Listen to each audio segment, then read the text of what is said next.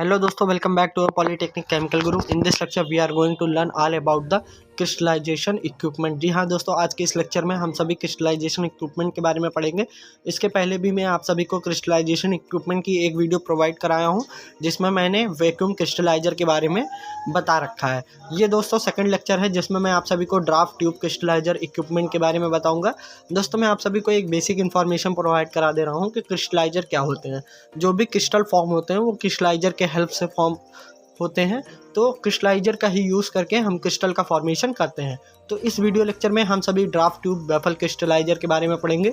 इसके अंतर्गत हम लोग कौन कौन से पोर्शन को पढ़ेंगे, इसको भी इसी में मैं कवर अप कर देता हूँ। सबसे पहले पढ़ेंगे इसका इंट्रोडक्शन, और उसके बाद इसके construction, working, advantage and disadvantage. तो इस वीडियो लेक्चर में बस इन्हीं 4-5 टॉपिक के बारे में बात करूंगा और आपका ड्राफ्ट ट्यूब बैफल क्रिस्टलाइजर खत्म हो जाएगा। और दोस्तों, मैं आप सभी को बता दूं कि हिंदी में भी नोट्स आप सभी को इसमें प्रोवाइड कराई जाएगी, तो वीडियो के लास्ट तक बने रहिएगा।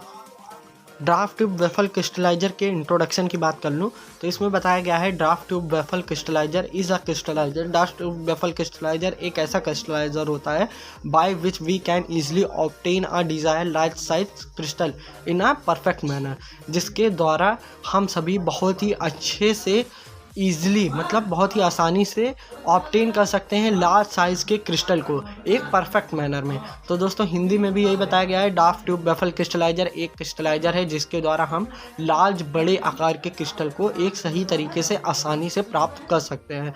तो ये तो बात हो गई दोस्तों ड्राफ्ट ट्यूब बैफल क्रिस्टलाइजर की इंट्रोडक्शन की बात। अब बात कर लेते हैं कंस्ट्रक्शन एंड वर्किंग की। तो अब वर्किंग देख लेते हैं इसकी। वर्किंग में क्या दिया गया है, firstly the feed is enter into the crystallizer. सबसे पहले जो फीड होता है वो इंटर होता है क्रिस्टलाइजर में। Then it goes up the crystallizer, मतलब ये क्या होता है, क्रिस्टलाइजर के ऊपर जाता है, मतलब टॉप में जाता है through the circulation pump. Circulation pump की मदद से ये क्रिस्टलाइजर के ऊपर जाता है, मतलब टॉप से इस फीड को इंटर कराया जाता है। Where it consist draft tube, जिसके अंदर क्या होता है, जो क्रिस्टलाइजर होता है वो ड्राफ्ट ट्यूब को कंसिस्ट करता है। किस लिए? फॉर बेटर सर्कुलेशन, अच्छी सर्कुलेशन के लिए यहाँ पे ड्राफ्ट ट्यूब लगा रहता है। और क्या है, propeller drive agitator for regulation saturation के रेगुलेशन के लिए, and formation of large crystal bye minimum breakage.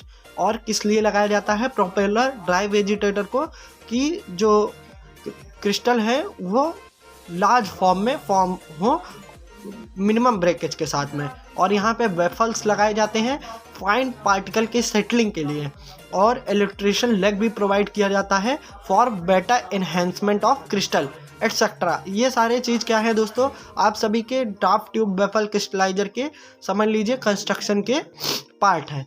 Then after the formulation of large particle, जैसे ही लार्ज पार्टिकल के क्रिस्टल हमारे फॉर्म हो जाते हैं, the fine separated particle liquid recycle back to the crystallizer after passing through a heat exchanger.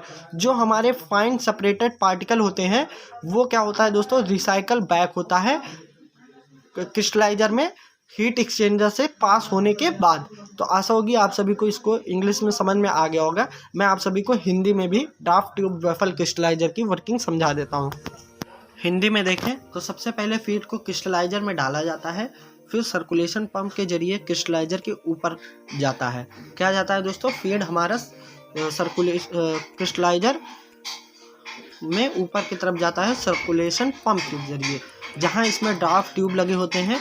बेहतर संचालन के लिए प्रोपेलर ड्राइव एजिटेटर लगा रहता है, रेगुलर सेचुरेशन और न्यूनतम टूट फूट द्वारा बड़े क्रिस्टल के निर्माण के लिए, मतलब बहुत ही ज़्यादा कम उसमें क्रिस्टल में टूट फूट हो और बहुत ही बड़े क्रिस्टल फॉर्मेशन हो, इसलिए से हम लोग प्रोपेलर ड्राइव एजिटेटर को वहाँ पे लगाते हैं। बैफल को लगाते हैं महीन कण के सेटलिंग के लिए, और इल्यूट्रेशन लेग को लगाते हैं क्रिस्टल के बेहतर संवर्धन के लिए। मतलब यहाँ पे आप बोल सकते हैं कि क्रिस्टल बहुत ही अच्छे तरीके से फॉर्मेशन हो, लार्ज साइज में हो, आदि शामिल है। बड़े कण के निर्माण के बाद महीन पृथक कण लिक्विड एक हीट एक्सचेंजर से गुजरने के बाद क्रिस्टलाइजर में वापस आ जाता है। तो ये तो बात हो गई दोस्तों आप सभी के ड्राफ्ट ट्यूब बैफल क्रिस्टलाइजर की वर्किंग की। अब इसके एडवांटेज एंड डिसएडवांटेज भी देख लेते हैं। एडवांटेज में जो साइज होता है क्रिस्टल का वो इजी कंट्रोल किया जा सकता है ड्राफ्ट ट्यूब बैफल क्रिस्टलाइजर की हेल्प से। और बेस्ट क्रिस्टलाइजर होता है क्योंकि इसके पास टेक्नोलॉजी होती है जो फाइन क्रिस्टल होते हैं उनको रिसाइकल बैक करके क्रिस्टलाइजर में दोबारा से डालने की। तो ये हमारे एडवांटेज की बात हो गई। अब हम डिसएडवांटेज की बात कर लें तो ये फेल हो जाता है कहीं ना कहीं हाई डेंसिटी स्लरी को हैंडल करने में। It is fail to handle a high density slurry.